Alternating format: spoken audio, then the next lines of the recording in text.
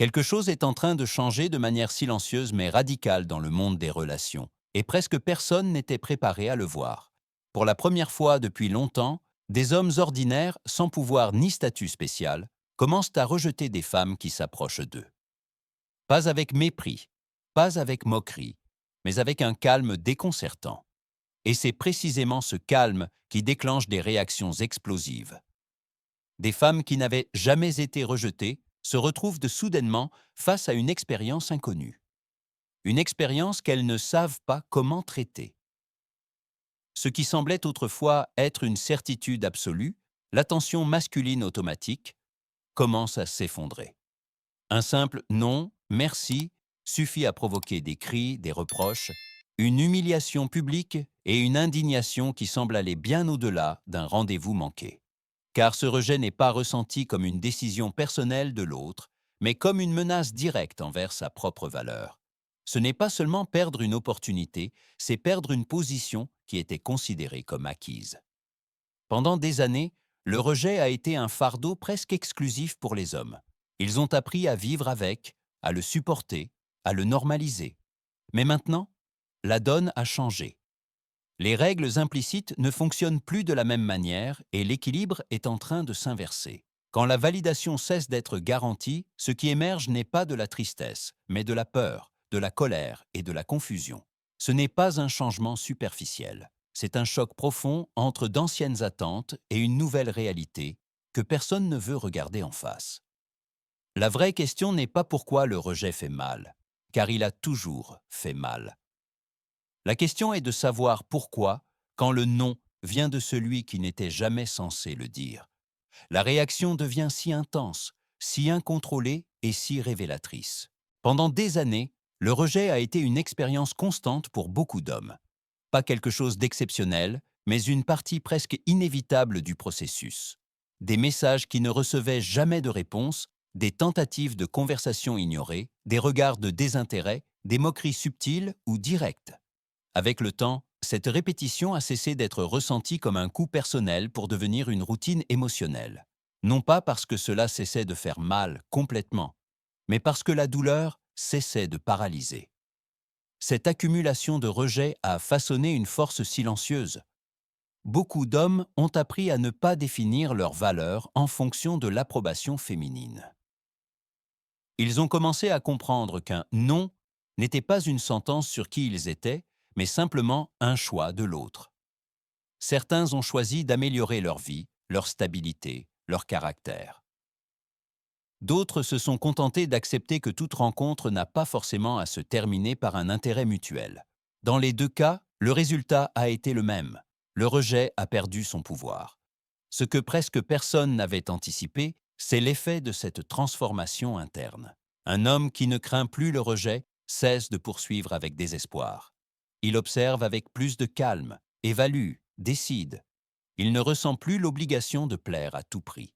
Le oui cesse d'être automatique et l'intérêt devient sélectif. Cette immunité émotionnelle n'est pas née du confort, mais de l'expérience d'années difficiles qui ont obligé à s'adapter. Et c'est précisément là que commence le choc. Quand ces hommes, aguerris par le rejet, commencent à se comporter avec sérénité et à choisir avec discernement, l'entourage réagit avec surprise. Parce que pour la première fois, le refus n'est accompagné ni de culpabilité ni de peur. Il est accompagné de tranquillité. Et cette tranquillité, pour ceux qui n'ont jamais eu à affronter le rejet de manière constante, s'avère profondément déstabilisante. Le véritable impact apparaît lorsque cet homme, autrefois habitué à insister, est désormais celui qui se permet de dire non. Il ne le fait pas avec arrogance ni avec mépris, mais avec une sérénité inattendue.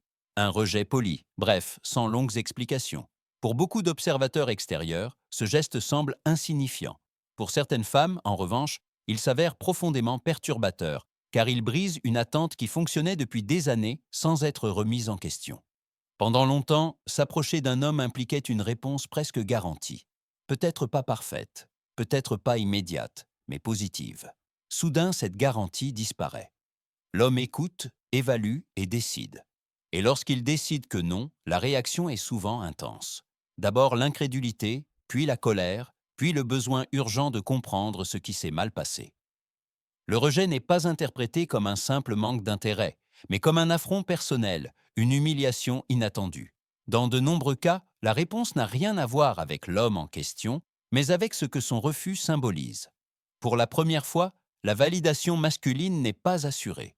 Il ne suffit plus de s'approcher pour être désiré. Ce non remet en question une position qui était tenue pour acquise.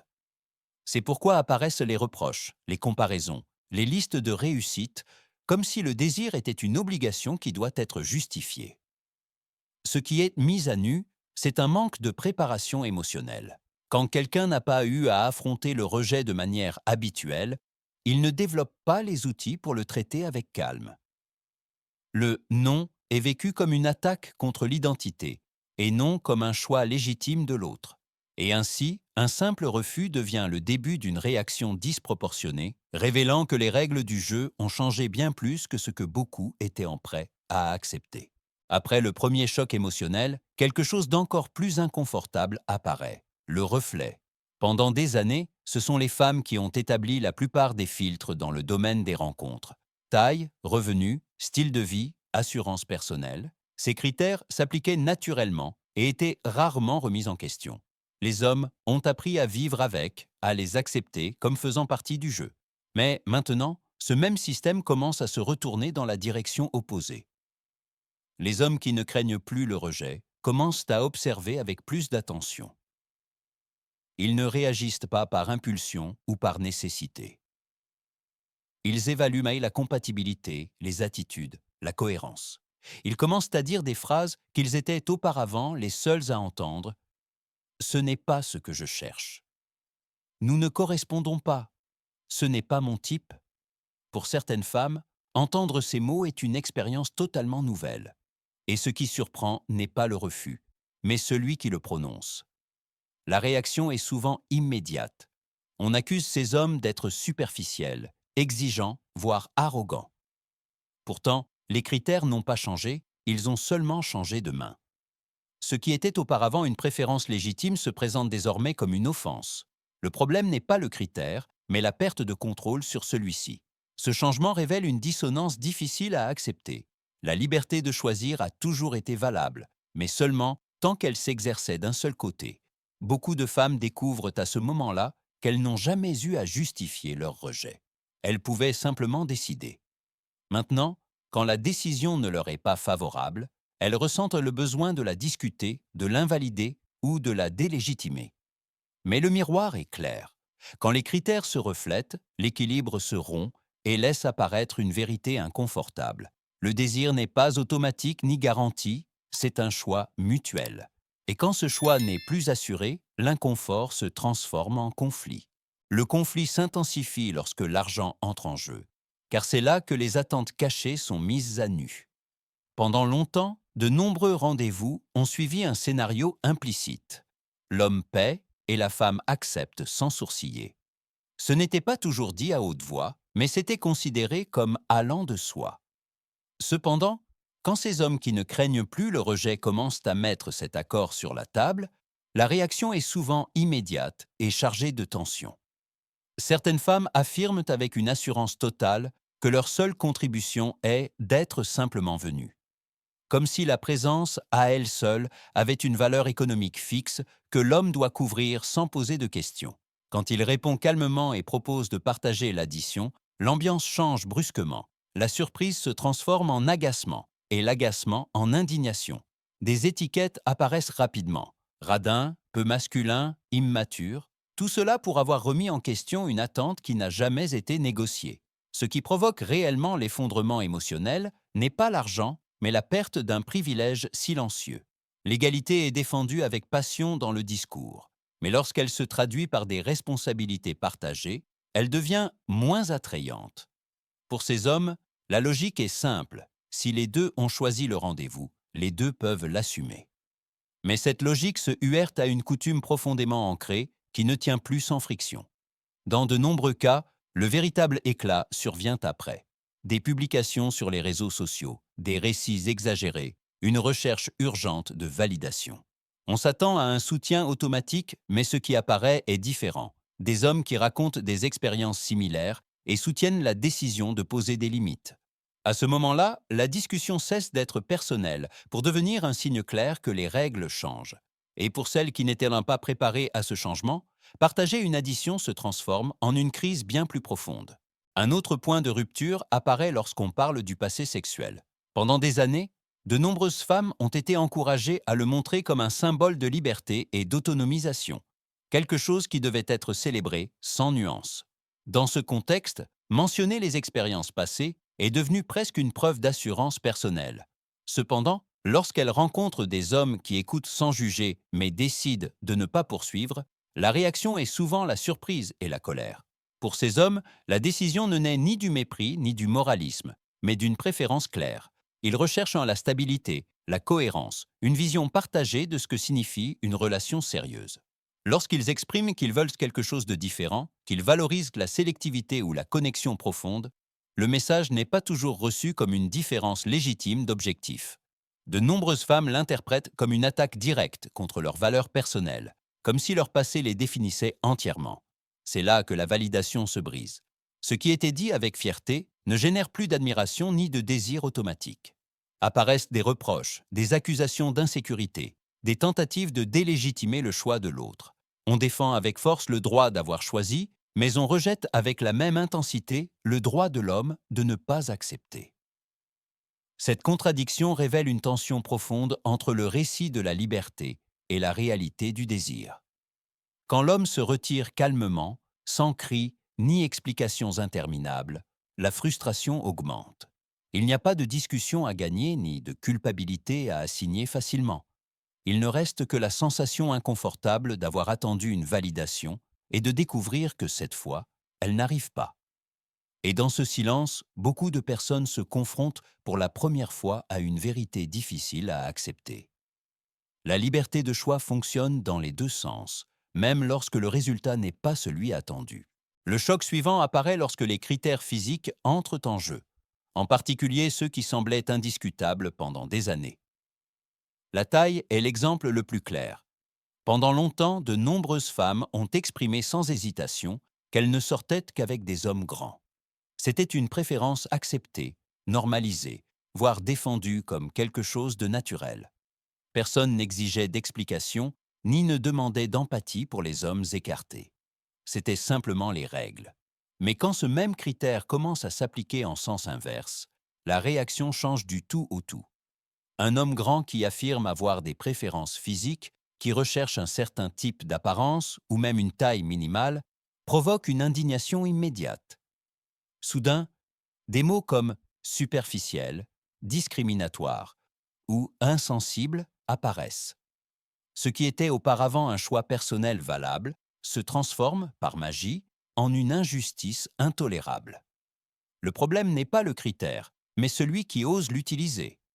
Cette situation met en évidence un double standard difficile à ignorer. Exiger sans accepter d'être exigé génère une tension interne que beaucoup ne savent pas gérer.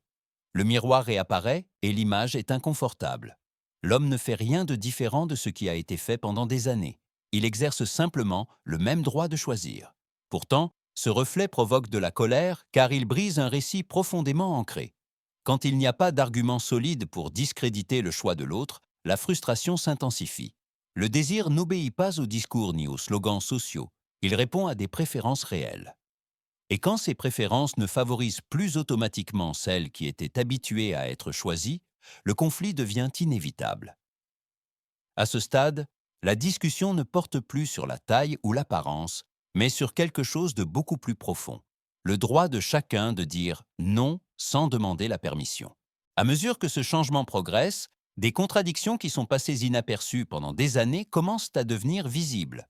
De nombreuses femmes se définissent comme indépendantes, autonomes et sûres d'elles-mêmes, et à bien des égards, elles le sont réellement. Cependant, lorsqu'il s'agit de relations, ces mêmes femmes attendent souvent de l'homme qu'il dirige, paie, décide et assume la responsabilité émotionnelle. Cette combinaison d'indépendance proclamée et de dépendance pratique crée une tension qui devient de plus en plus évidente. Pour les hommes qui n'agissent pas plus par besoin de plaire, ces incohérences sautent aux yeux. Ils entendent des discours sur l'égalité, mais observent des attentes profondément traditionnelles quand cela arrange. On leur demande d'être modernes dans ce qui profite à l'autre, mais traditionnels dans tout ce qui implique effort, risque ou sacrifice. Lorsqu'ils soulignent cette contradiction ou décident simplement de ne pas participer à ce jeu, la réaction est rarement la réflexion.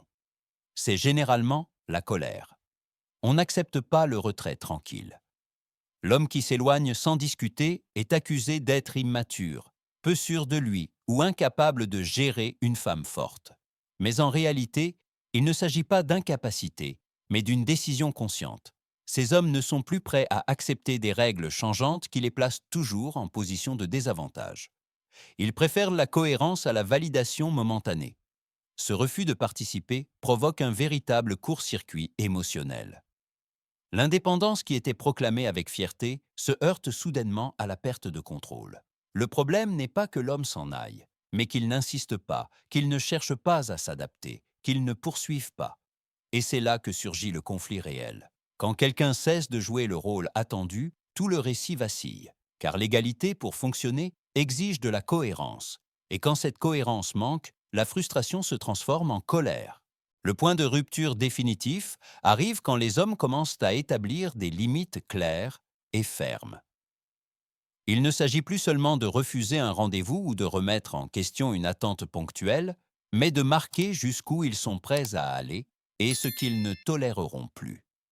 Pour beaucoup, ces limites sont simples: ne pas payer pour obtenir de l'attention, ne pas investir du temps sans réciprocité, ne pas devenir le soutien émotionnel constant de quelqu'un qui ne montre pas un intérêt réel. Cependant, pour celles qui étaient habituées à franchir ces lignes sans conséquence, entendre un «ça s'arrête là» s'avère profondément provocateur. Pendant longtemps, certaines dynamiques allaient de soi. L'homme disponible, compréhensif, généreux, même lorsqu'il ne recevait pas la même chose en retour. Quand ce rôle n'est plus rempli, la réaction n'est généralement pas la compréhension, mais la colère. Apparaissent des attaques personnelles, des remises en question de sa masculinité ou des accusations d'égoïsme. L'objectif est clair: provoquer une réponse émotionnelle qui oblige l'homme à reculer. Mais cette fois, la stratégie ne fonctionne pas. Ces hommes ne discutent pas et ne cherchent pas à se justifier. Ils maintiennent la limite et s'éloignent. Ce calme, ce manque de réaction, est ce qui déconcerte le plus, parce qu'il n'y a pas de drame à exploiter ni de culpabilité à imposer. La limite reste intacte, sans cris ni explications interminables. Pour celle qui basait son influence sur la pression émotionnelle, se heurter à la sérénité est insupportable. Ce qui est mis à nu est une vérité inconfortable. Poser des limites n'est pas un acte d'agression, mais de respect de soi. Quand les hommes commencent à protéger leur temps, leur énergie et leur stabilité, ils obligent l'autre partie à affronter des attentes qui n'ont jamais été remises en question. Et pour ceux qui n'ont jamais eu à s'adapter, cette confrontation est vécue comme une menace directe. La rage ne naît pas de la limite elle-même, mais du fait qu'elle ne peut plus être ignorée ni franchie comme avant. Quand la conversation privée n'offre plus le résultat escompté, le conflit se déplace souvent vers l'espace public. Les réseaux sociaux deviennent alors la scène idéale pour chercher une validation immédiate. Des publications chargées d'indignation, des récits soigneusement édités, et une narration où l'homme apparaît comme le méchant incompréhensible. L'attente est claire: recevoir un soutien automatique, une empathie sans nuance et la confirmation que la réaction était juste. Pourtant, le résultat n'est plus le même qu'avant.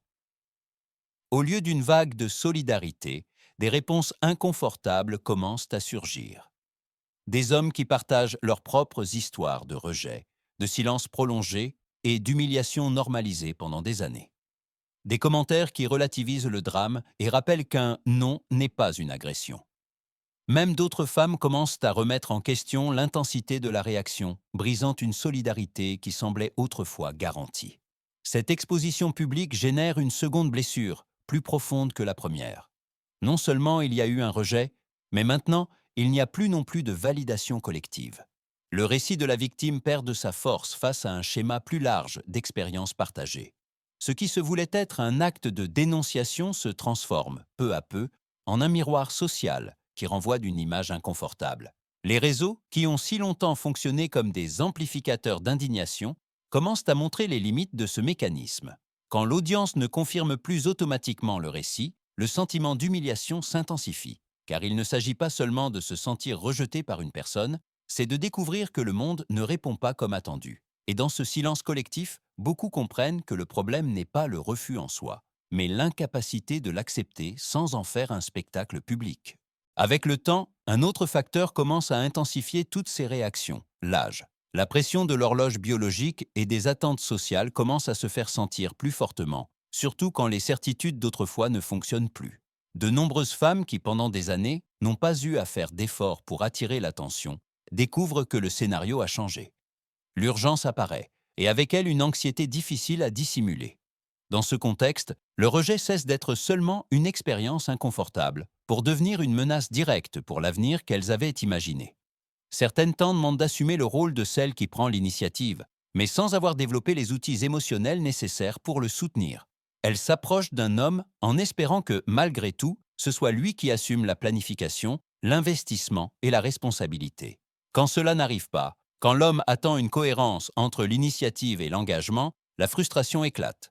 Apparaissent des reproches disproportionnés, des accusations d'avoir perdu son temps, même lorsque l'approche a été brève et sans promesse réelle.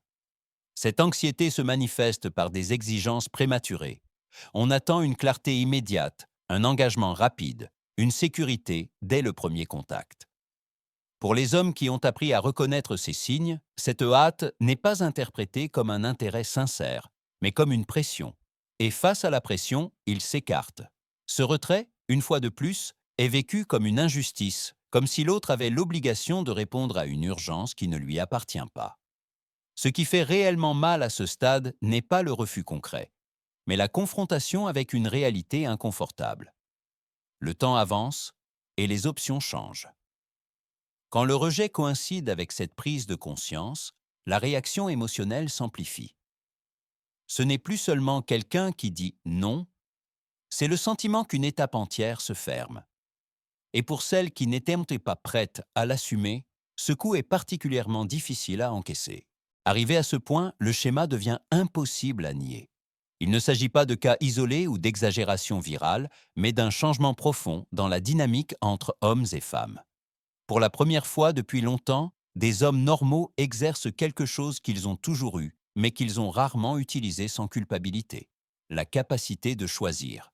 Dire non sans explication interminable, sans excuse forcée et sans peur de perdre sa validation. Ce geste simple, presque invisible, déstabilise tout un système d'attente. La réaction ne naît pas seulement du rejet ponctuel, mais de l'effondrement d'une vision du monde. Pendant des années, de nombreuses femmes ont grandi en supposant que l'attention masculine était constante, automatique et garantie. Quand cette attention devient sélective ou disparaît, surgit une question inconfortable que peu étaient d'eau prêtes à se poser.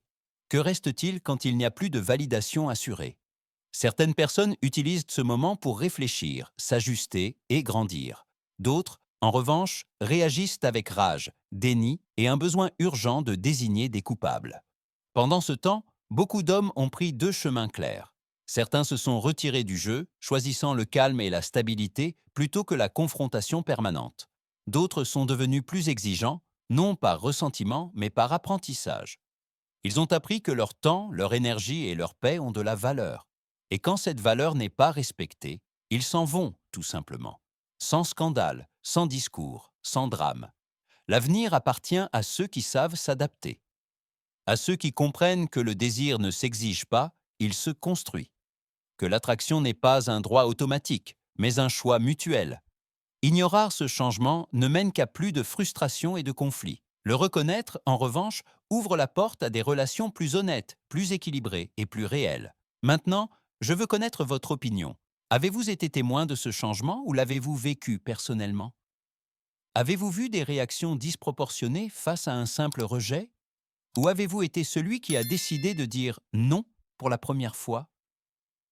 Partagez votre expérience dans les commentaires et prenez part à cette conversation. Car ce qui se passe n'est pas une mode passagère, mais une transformation qui est déjà en marche.